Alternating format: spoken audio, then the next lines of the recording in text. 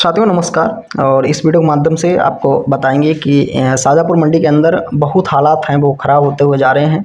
और आज के क्या रेट खुले हैं वो जानेंगे, कैसी क्या आपके हैं, क्या साथियों आपको प्याज हटा देना चाहिए या रोकना चाहिए, डैमेज माल कितना ज़्यादा आ रहा है, और साथियों तेज़ी का रुख है क्या बन रहा है या नहीं बन रहा है, सब कुछ इस वीडियो के माध्यम से चर्चा करेंगे।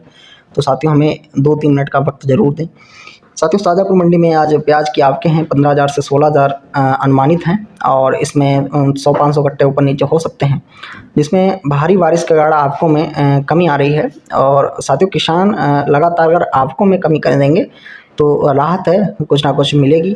साथियों भारत के अंदर एक होड़ मच गई है कि अगर इस सीज़न में अगर प्याज महंगा होता तो अगले सीज़न जो प्याज का सीधे सीधे रकबा है वो दोगुना हो जाता। तो आपको एक बात बताते चलें कि रकबा अगर आप दोगुना कर रहे हैं तो मुख्य रूप से उसको साथियों अनुमानित उसका स्कोर है वो भी अच्छा होना चाहिए।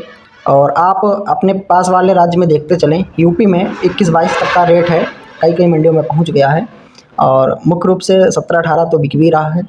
10 से 15 ज़िलों में आप देख सकते हैं कि होलसेल रेट कितने ज़्यादा महंगे हो गए हैं। और कोई भी देश है भारत का प्याज लेने के लिए तैयार नहीं है। तो आप विश्व गुरु तो नहीं कह सकते भारत को। मुख्य रूप से पूरी राजनीति है वो ख़राब हो गई है। क्या साथियों हमारा भारत इतना समर्थ नहीं है किसी भी देश के साथ डील कर पाए।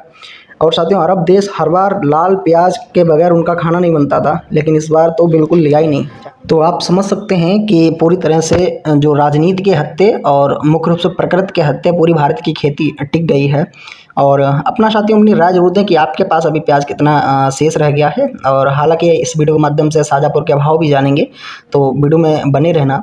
और साथियों एक बहुत बड़ा जो महीना है वो आने वाला है, जिसमें दोनों मुख्य रूप से बांग्लादेश और भारत में सबसे ज़्यादा कमी है प्याज की पड़ जाती है। इसमें अक्टूबर नवंबर का मुख्य महीना है, और दिसंबर में भारत की फसल आ जाती है प्याज की, और जनवरी में साथियों यहाँ पर चालू हो जाती है बांग्लादेश की फसल नहीं आना। तो आप इसमें अगर निर्यात कुछ ना कुछ इन 2 महीनों में होगा तो होगा, बाकी दिसंबर के बाद तो साथियों निर्यात नहीं हो पाएगा बांग्लादेश के साथ।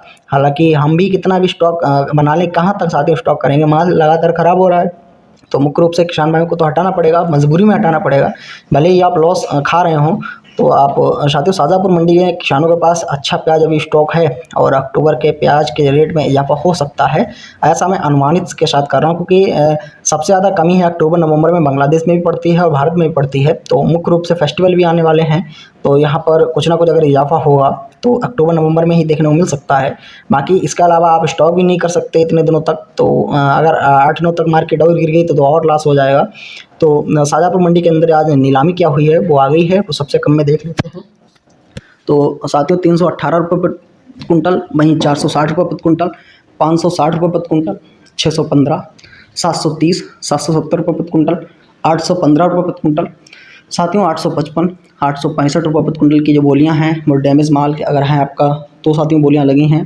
आगे अगर टूटा पर्दा है, छोटा साइज़ का प्याज है, जड़ डैमेज है, दाग धब्बे वाला अगर गांठ है आपकी, तो उसके रेट आप मान के चलिए। बाकी आपको शाजापुर मंडी के अंदर अभी कोई तेज़ी है बहुत बड़ी नहीं देखने को मिली है, क्योंकि पूरी तरह से मार्केट रेट हैं वो ध्वस्त नज़र होते हुए दिखाई दे रहे हैं। हालांकि शाजापुर मंडी के अंदर प्याज नीलामी सबसे अधिक में क्या हुई है वो जान लेते हैं। साथियों 905 रुपये प्रति कुंटल, 955, 1000 रुपये प्रति कुंटल, 1005, 1018, 1100 रुपये प्रति कुंटल, 1101, 1116, 1135, 1192 रुपये प्रति कुंटल, वहीं साथियों 1191। ये साथियों 50 से 60 mm की जो प्याज की नीलामी हुई है वो आपके सामने है। पूरी तरह से जो मार्केट है अभी स्थिर है। अगर उत्तर प्रदेश कुछ ना कुछ प्याज शाजापुर से जाता है तो राहत है बहुत बड़ी मिल जाएगी। साथियों ये थी अपडेट जो मैंने आपको दी है। साथियों भाव से रिलेटेड भी आपको जानकारी मिली है। बाकी आपको साथियों मंडी का रुख भी पता चल गया है। धन्यवाद साथियों, कल फिर से मिलते हैं नई वीडियो के साथ।